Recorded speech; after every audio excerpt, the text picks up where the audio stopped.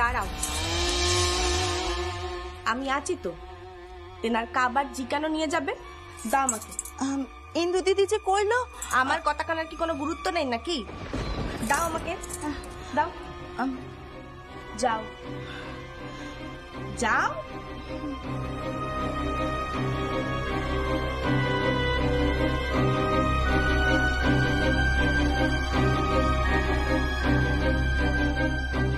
বস বস বস। তৈলক্য, আজকে তোমার স্ত্রী তোমার মনের মতো সব রান্না করছে, বুঝেছো?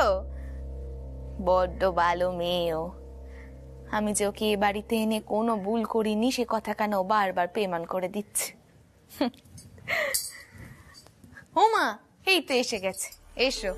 দেখ দেখ কত সুন্দর করে সবকিছু গুছিয়ে এনেছে। গোলাপজি নিশ্চয়ই এতক্ষণে ঠাউরপোকে খাবারখানা দিয়ে দিয়েছে। চলো দেখি কনকের হাতের রান্না খেয়ে ঠাউরপোর কেমন লাগে। সেই কথা কানে তো কনককে কইতে হবে রে। আশা করি সুভাষিনী কোনো চাল চালতে পারেনি। জগিয়ে দেখি।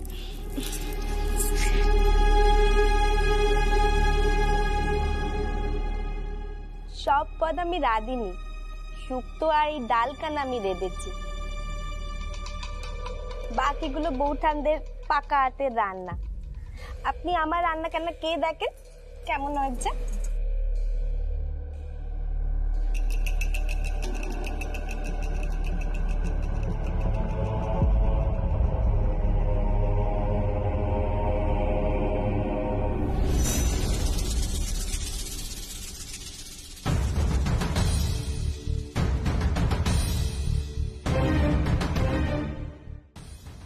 বাহ, দেখে তো মনে হচ্ছে সুভাষিনী বেশ ভালোই রেঁধেছে।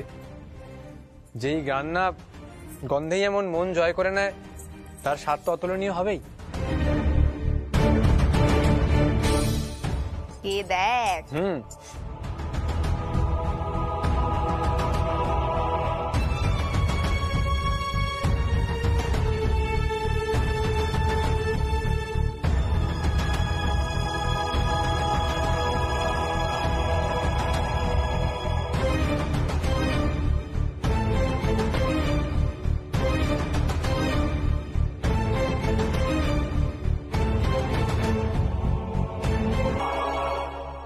কেমন? হ্যাঁ তৈলক্য, তোমার স্ত্রী তোমার মনের মতো রান্না করতে পেরেছে তো?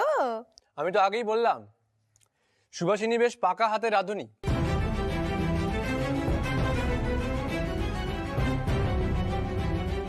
আহা, খাবারটা খেয়ে বেশ তৃপ্তি পেলাম।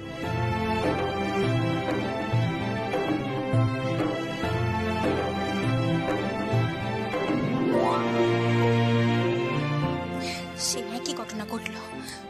গোলাপজিকে দিয়ে খাবার পাঠানোটা আমাদের ঠিক হয়নি। আমি কোনিকে সব কই দিচ্ছি। দাঁড়াও, ওখানে গিয়ে তুমি মুখে কিছু কয়ে পেমান করতে পারবে না দিদি। সুভাষিনী মোটেও ভালো মেয়ে নয়, ও দিনকে রাত করে তুলতে পারে।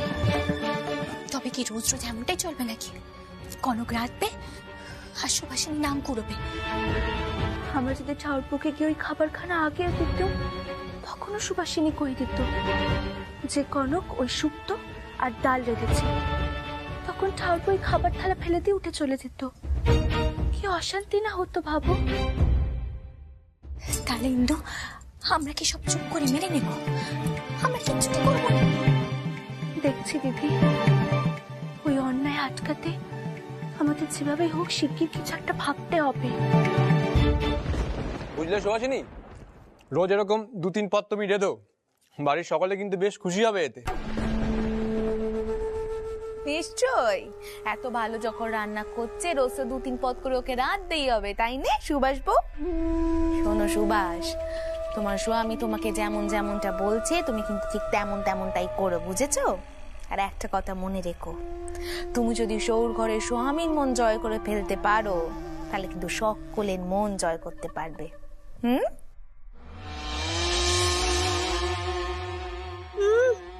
আমার বই গেছে হাত পুড়িয়ে রাঁধবে। আছে তো ওই কনক জি, সে রাঁধবে। আমি তো দিব্য তার রান্না পদ দিয়ে এভাবেই সকলের মন জিতবো।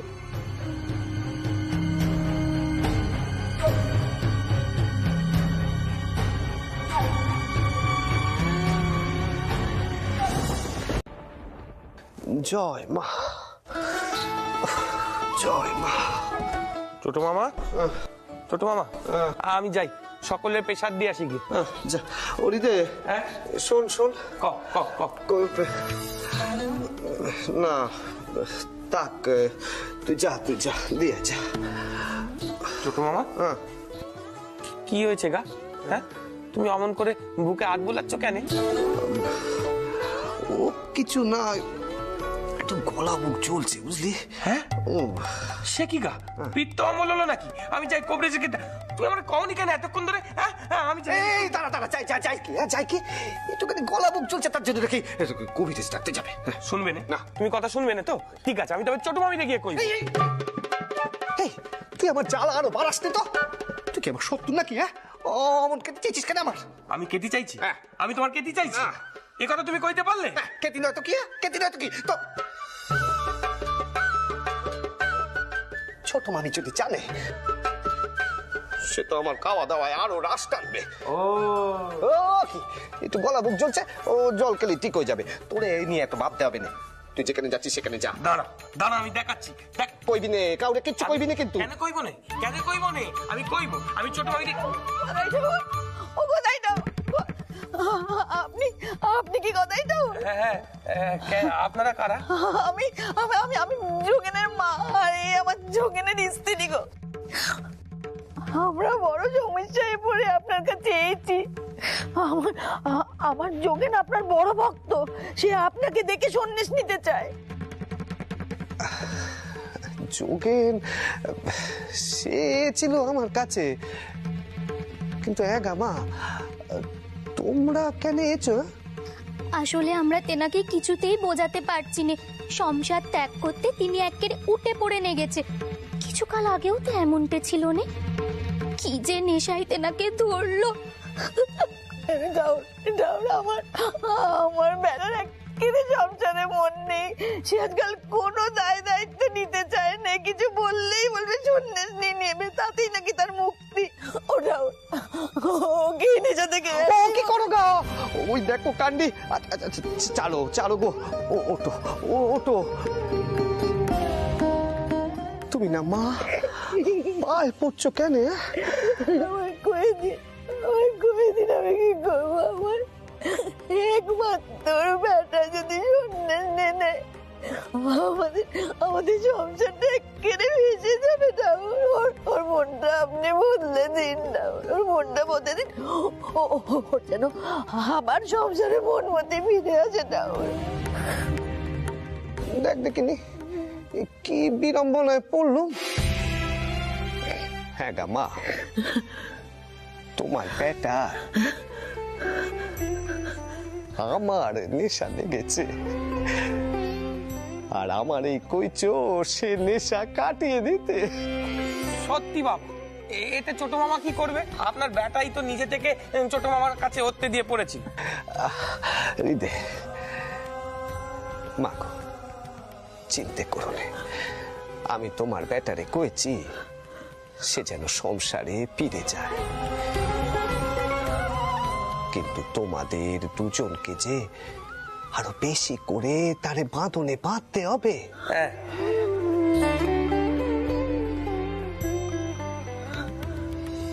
সংসার ধর্ম ত্যাগ করে সন্ন্যাস ধর্ম হয়নি, এ কথা আমি তোমার বেটারে বুঝিয়েছি, কিন্তু তোমাদেরও যে বোঝাতে হবে। বেবনেকা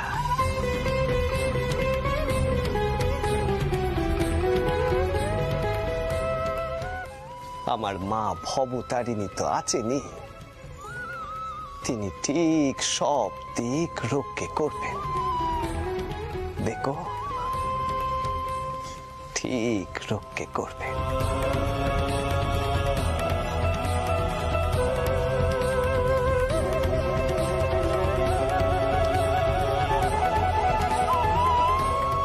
জয় মা, জয় মা।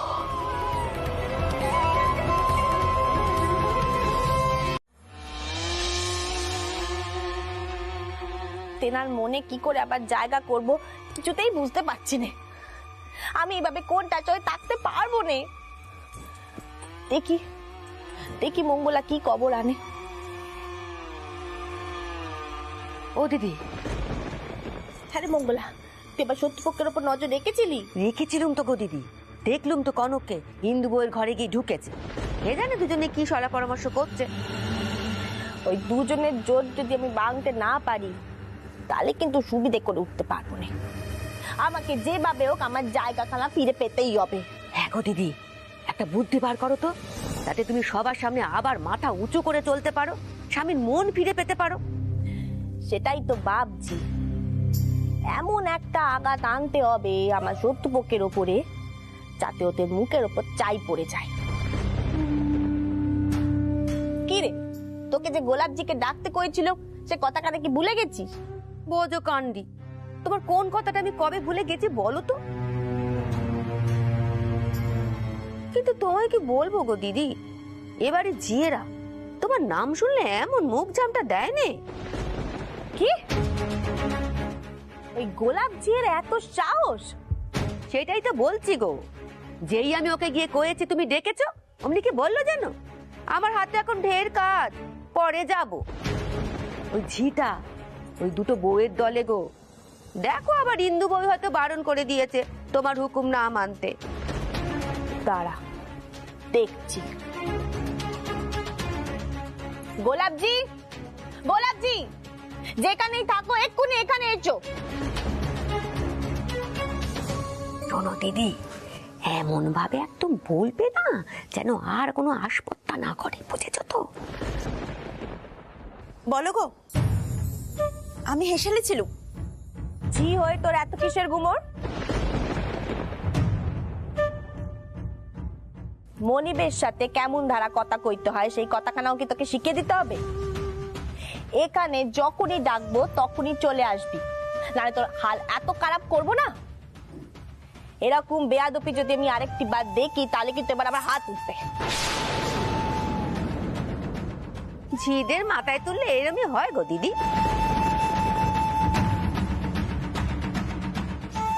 মঙ্গলা, আমি কখনো আমার পায়ের জুতো মাথায় তুলি নে। শোন, আমার জন্য কুলের আচার নিয়ে আয়। স্নানের পর আমি চুল শুকাতে শুকাতে খাবো।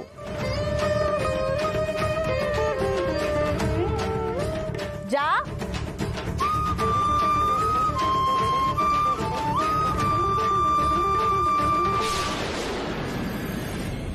দেখেছিস মঙ্গলা, জিয়েদেরকে কিভাবে শাসন করতে হয়?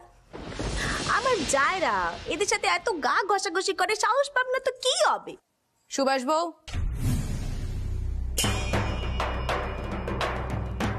মাসিমণি, আপনার কিছু প্রয়োজন থাকলে আমায় ডাকতে পারতেন, আপনি কষ্ট করে এলেন কেন? এলুম বলেই তো দেখতে পেলুম। গোলাপজির সঙ্গে কেমন তারা ব্যবহার করলে তুমি? তুমি না বড় ঘরের মেয়ে, এই তার পরিচয়? মাসিমণি, আপনি আমাকে এইভাবে কইছেন? গোলাপজি আমার মুখ। থামো।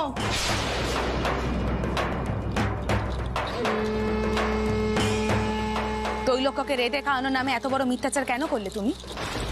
আমি তো প্রথম থেকে তোমার পাশে ছিলাম, তুমি আমাকে অন্ধকারে রাখলে। ধরা পড়ে নিজের মান খাওয়ালে, তার সঙ্গে সঙ্গে আমার মান কেন গেল? এবার তো সকলে আমাকে প্রশ্ন করবে, এই কেমন মেয়েকে আমি তৈলক্যর বউ করে বাড়িতে নিয়েছি। আর আমাদের বাড়ি জি চাকরদের সঙ্গে এরকম ব্যবহার তুমি করো নে, কারণ কোনো কালে আমরা ওদের সঙ্গে এরকম ব্যবহার করিনি, তাতে নিজেরই মান যায়। চটকুকে যদি এই কান্ডি কানা দেখতো তাহলে কি হতো একবার ভেবে দেখেছো?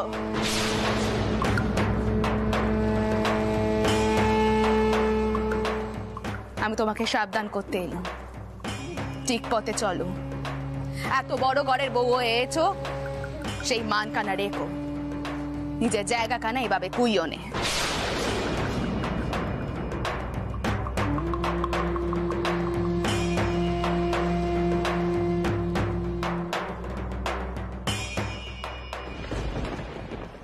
মঙ্গলা,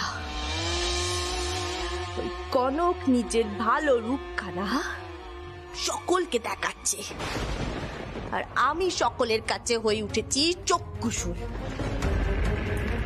কনকের সুদিন আমি কিছুতেই আসতে দেব না, কিছুতেই দেব না।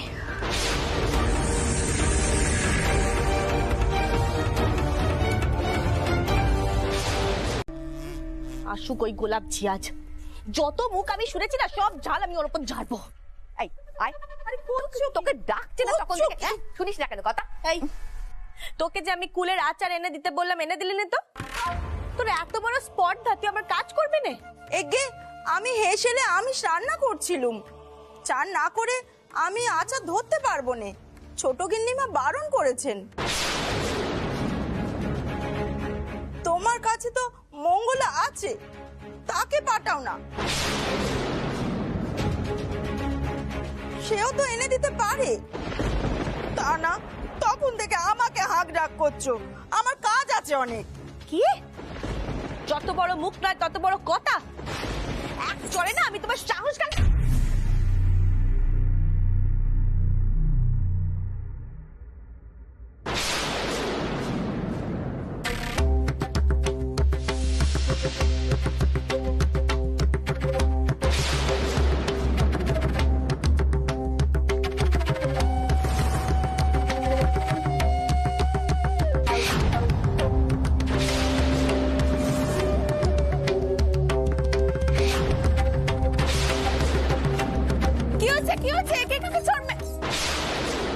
কি হচ্ছে এখানে? তো চেঁচামেচি কিসের?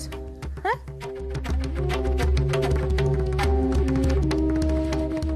কদিন হয়েছে বাড়িতে বউ হয়ে এসো, এর মধ্যে এমন কাণ্ডি শুরু করে দিলে।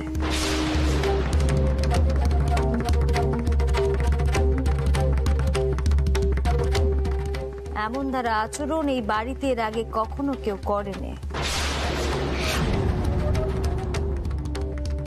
আমাদের মায়ের আমল থেকে কথা কানা স্পষ্ট, এই বাড়িতে ঝি হোক বা চাকর, তারাও মানুষ, তাদেরও একখানা মান সম্মান রয়েছে।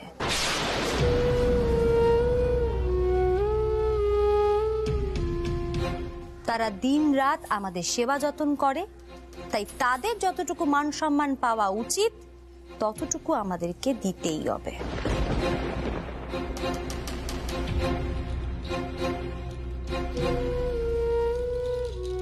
তুমি এ বাড়ির বউ হয়ে কিনা ঝিয়ের গায়ে হাত তুলতে যাচ্ছিলে? ছি ছি ছি ছি ছি ছি, তোমার শিক্ষের এমন বহর!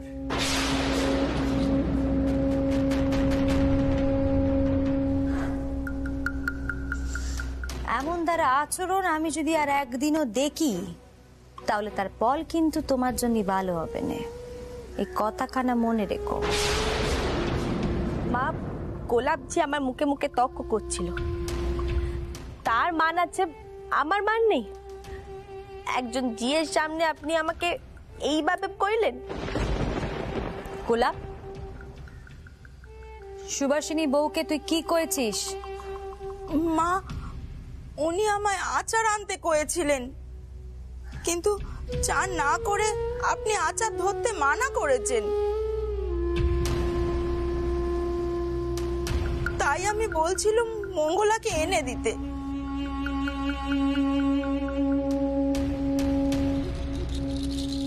ছোট মুখে একটা বড় কথা হয়ে যাবে গিন্নিমা, দোষ নেবেন না, কিন্তু আমাদের কনক বউ না, দেখলে মনে হয় সাক্ষাৎ নক্ষী।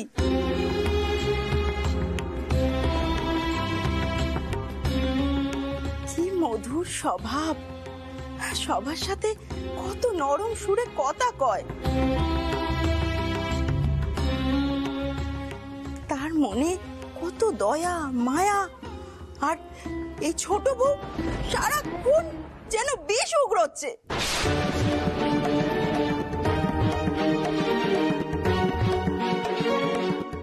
এমন অবিচার কি ধমে সইবে? কনক বউ স্বামীর মন পাচ্ছে নে, কিন্তু এই ভয়ঙ্করী কি করে পাচ্ছে কে জানে।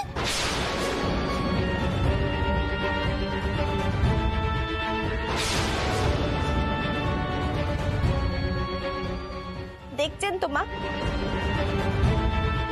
নিজের চোখেই তো দেখছেন এই জিয়ের কত সাহস! আপনাদের আশকারাতেই কিন্তু এরা মাথায় উঠছে।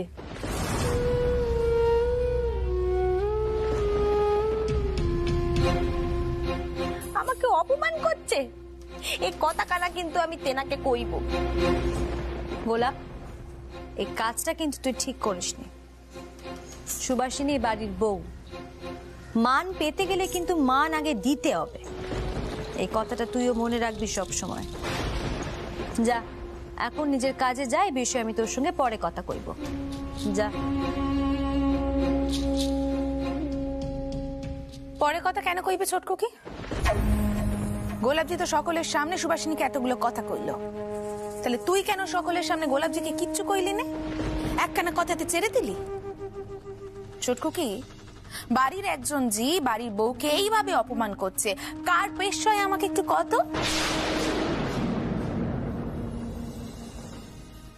আর তুই সেখানে জিয়ের পক্ষ নিয়ে নিলি? বদ্দিদি, আমি ন্যায়ের পক্ষ বিনা কিছুই নিই নে। আর এই বাড়িতে কোন কাজটা ঠিক মতন হচ্ছে কাও দেখি।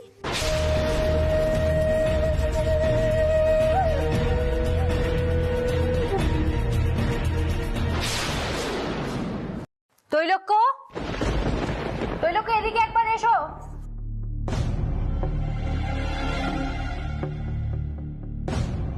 সুবাসিনী, কনক তৈলক্যের জন্য জুতো পরিষ্কার করছে, তো তুমি কেন চেঁচিয়ে বাড়ি মাথায় করছো আমাকে একটু কইবে? এই একই কাজ তো তোমারও করা উচিত।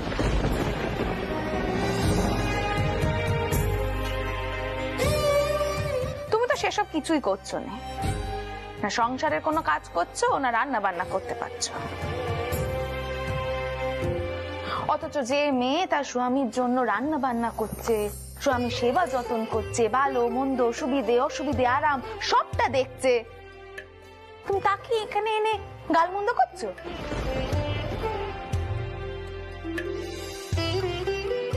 দেখো সুভাষ বউ, আমি যখন তোমার বাড়ি গেছিলাম তোমার মামা কিন্তু কয়েছিলেন তুমি নক্ষীমন্ত মেয়ে, সংসারের সমস্ত কাজেই তুমি বেশ পটু। তা সে সবকিছুই যে সত্য নয় সেটা তো আমরা ভালো করেই বুঝতে পেরে গেছি। এখন তো মনে হচ্ছে তোমার মামার সঙ্গেই আমাকে কথা কইতে হবে। না না মাসিমণি, এমনটি করবেন না। আসলে তিনি কয়েছিলেন তেনার কোনো কাজে যাতে কনক মানে দিদি হাত না দেন, সেই ভেবেই।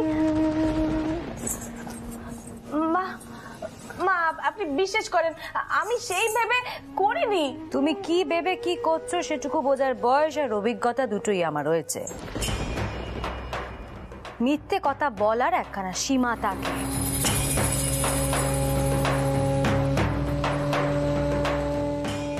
মা,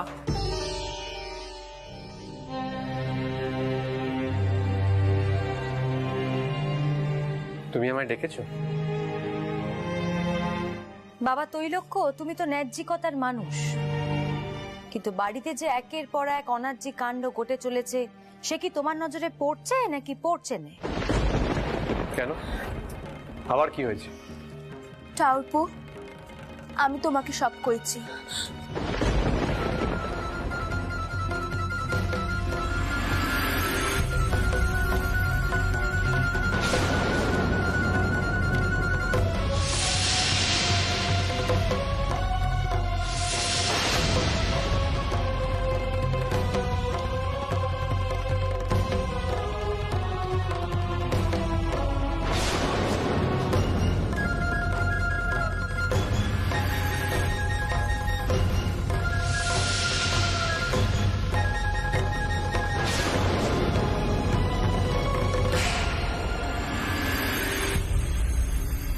সুভাষ বউকে আমি তোমায় বোঝাতে কইছিলুম তৈলক্য, সে যে কিছুই বোঝবার নয় সে কথা আমি আগেই বুঝে গেছি।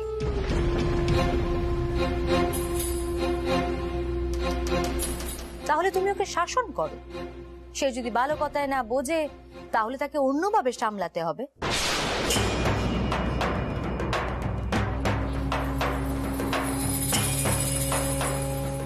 কিন্তু তুমি যদি চুপ করে থাকো তাহলে তো আরো পেশায় পেয়ে যাবে।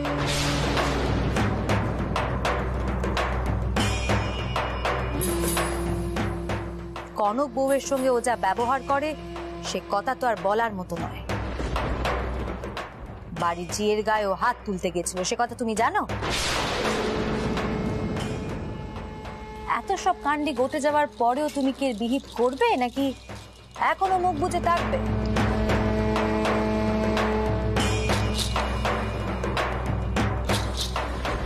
এসব কি সুভাষিনী? তোমাকে নিয়ে আমার এসব কি শুনতে হচ্ছে?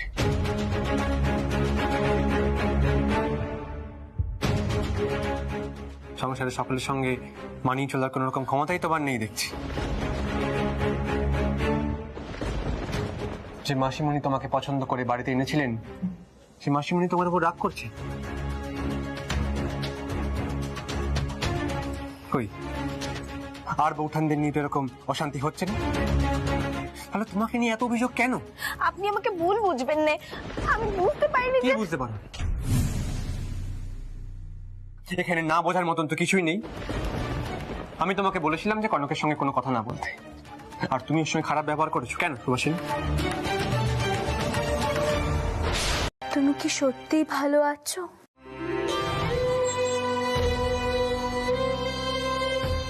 আমি ভালো আছি দিদি। তোমরা যেভাবে আমাকে আগলিয়ে রেখেছো, যেভাবে আমাকে ভালোবাসা দিয়েছো, আমি তাতে ভালো আছি দিদি। এমন শহুরগাঁর তো সত্যিই ভাগ্যিতে মেলে।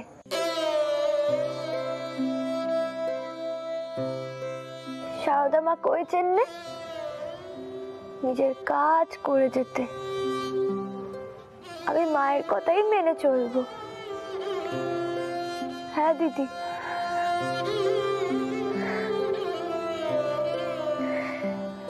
জানো তো কনক, ভালো কাজ কখনো পেতে যায়নি। তুমি যদি তোমার দিক থেকে সঠিক থাকো, সৎ থাকো, তাহলে দেখবে একদিন না একদিন তুমি তোমার ফল পাবেই। অবশ্য তোমার বাবাকে আগে চিঠি লিখে পাঠানো আমার উচিত ছিল। তুমি যে কেন আগে একবার আমাকে কইলে নে? তোমার বাবা যে অনেকদিন ধরে তোমার খবর পাননি। আচ্ছা, এবার আমাকে দেখিনি আমাকে কি কি লিখতে হবে? আর হ্যাঁ, আমি কিন্তু এই যে বিশেষ করে লিখবো যে তুমি ঠাউরপোর কত যত্ননাত্তিক করো, আর আমরা যে তোমাকে কত ভালোবাসি তাও কিন্তু লিখবো। ও, তোমাকে তো একখানা কথা কইতে আমি ভুলিয়ে গিয়েছিলাম। কি কথা দিদি? তুমি জানো ঠাউরপোর তোমার কাজ মানে গিলে করা পাঞ্জাবি খুব পছন্দ হয়েছে। সে কি, এই কথা তেনাকে কে বললো? সর্বনেশ, উনি জানলে তো খুব রেগে যাবেন। না না, রেগে যায়নি। দুয়ারি বাবু ঠাউরপোর কাছে গিয়ে কয়েছে আমি ঠাউরপোর পাঞ্জাবি গিলে করে দিইনি, করেছো তুমি। তাতে অবশ্য ঠাউরপো একটু চুপ হয়ে গিয়েছিল, কিন্তু সে রেগে যায়নি। যাক, এটুকুই আমার কাছে ঢের। তিনি যে আমাকে এতটুকু সেবা করতে দিয়েছেন, আমার আর কিচ্ছু চাইনি।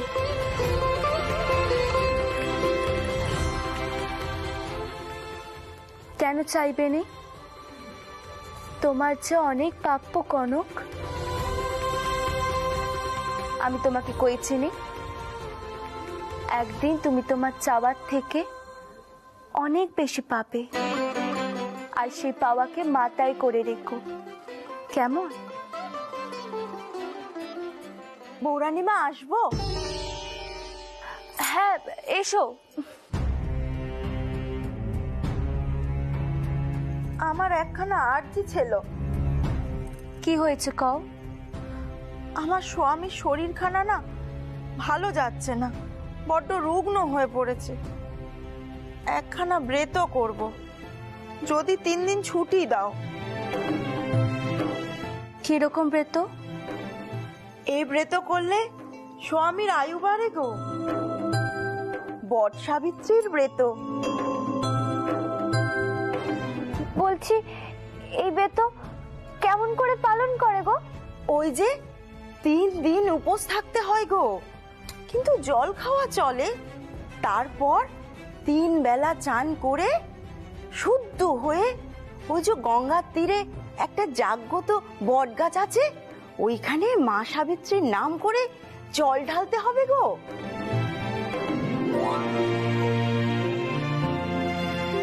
তারপর মনের বাসনা জানিয়ে গাছে সুতো বাঁধতে হবে গো। মা যদি দয়া করে স্বামীর জীবন নীরব হবে, স্বামীর জীবন অনেক লম্বা হবে গো। আমিও তেনার জন্য এই ব্রত রাখবো, তেনার আয়ু যাতে বাড়ে। আমি সাবিত্রী মায়ের কাছে প্রার্থনা করব।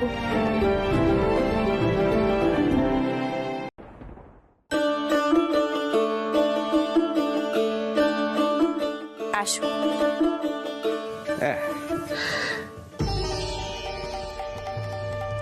কে কে ওখানে?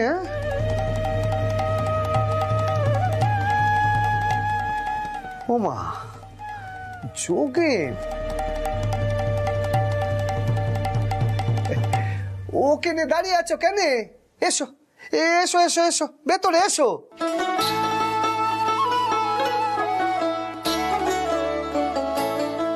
ওই দেখো, আচ্ছা ওখানে দাঁড়িয়ে থাকলে কি কথা কওয়া যাবে নাকি? হ্যাঁ,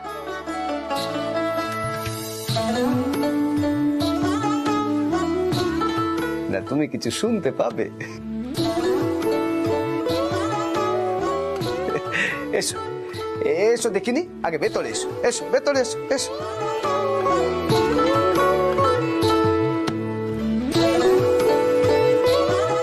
এসো এসো যোগেন, এসো এসো দেখিনি, ভেতরে এসো, ভেতরে এসো।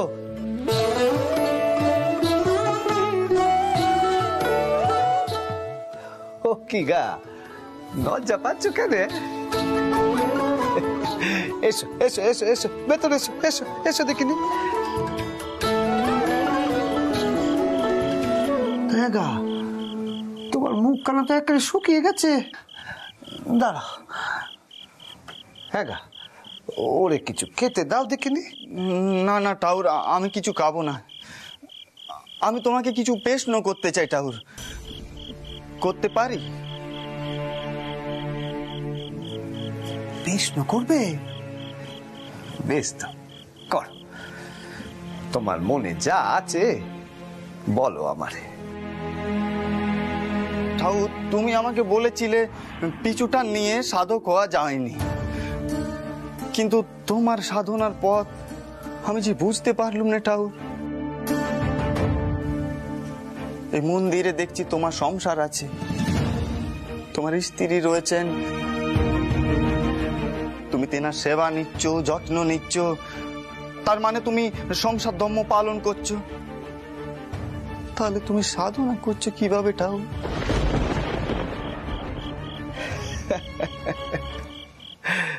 আমি জানতুম তুমি এই প্রশ্নখানা ঠিক করবে।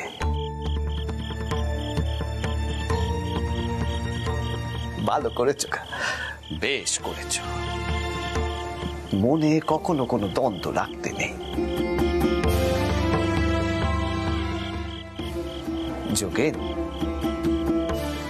সংসার ধর্ম ছেড়ে সব কিছু ত্যাগ করে পিছু টান ছেড়ে সাধন ভজন করা তো সহজ। তুমি শান্ত মনে শুধুই মারে ডাকতে পারবে, কিন্তু সংসারের 10টা কাজ সামলেও মায়ের চরণে সর্বদা মন কানা রাখাই তো আসো।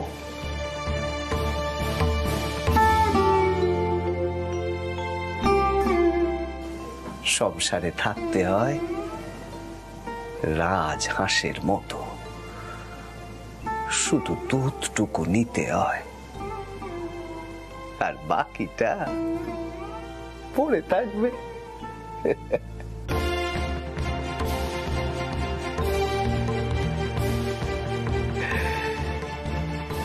সেটাই তো হবে তোমার জয় গো, তবেই তো হবে মোক্ষ লাভ।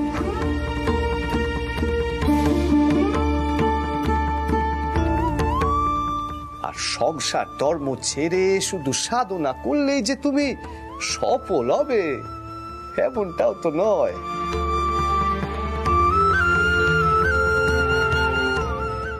যোগেন, তুমি সংসার ধর্ম করেই সাধনার পথে এগো, তাতেই তুমি সফল হবে গো। সবকিছু ছেড়ে দেওয়া তো খুব সহজ, ধরে রাখাই যে কঠিন। আর যে ধরে রাখতে পারে মা তারই ধরে রাখে। চল।